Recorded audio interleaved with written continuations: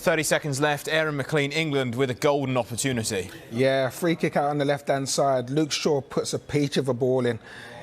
He places it on the 6-yard line. Harry Kane, free header, but he has to dip, to get it, and he just can't. He can't hit the target. Golden opportunity to go and take all 3 points out of this game, and it's spurned by Harry Kane. But it's very much in the way that the game's gone. They've only had 3 shots on target. Even those shots haven't been of any good quality, and this game looks like a 0-0 written all over it. I mean, yeah, we're seeing now probably USA with the last chance of the game, you'd think, Aaron? Yeah, well, Pulisic's got the ball, it's deep into...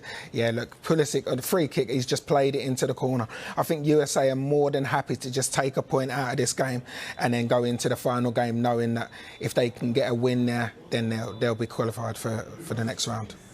And that is it, Aaron. It finishes England 0, USA 0. So England not into the round of 16 yet. They have missed out on the opportunity to do that with a game to spare. That means there'll be a little bit more to it in the Wales game. We think we've done the maths, Aaron, and we've come to the idea that Wales would have to win by 4 goals over England for them not to progress. So how do you think Southgate will be feeling? I think he'll look to try and take the positives out of it, that England have not played well but not lost the game. I think that's what they have to do. They have to try and take the positives, but at the same time they have to address where things went wrong.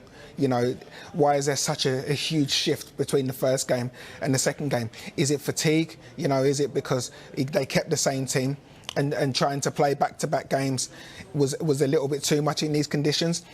Only Gareth Southgate and his team will know the answers to that. But normally, of course, we go into a World Cup at the end of a long season.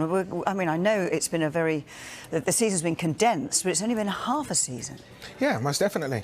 But I'm thinking the conditions out there. It's very hard. Even the training regimes. They're training out in ridiculous conditions out there. So, did that play a part in it?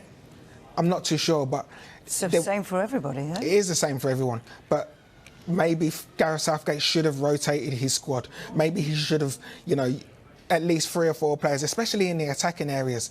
I think that maybe he should have rotated it and freshened it up, because it was a real lacklustre performance, and a lot of players looking void of any energy today.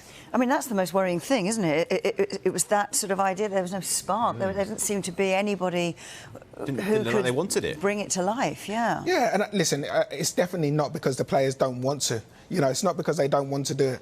But USA set up really well. USA set up to make sure that they can frustrate England, not allow gaps in between the units, and they did that perfectly.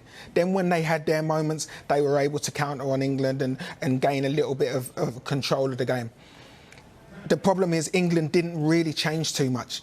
They continued to do the same things that they were doing that wasn't getting them any joy. So are they too predictable? Definitely in this game.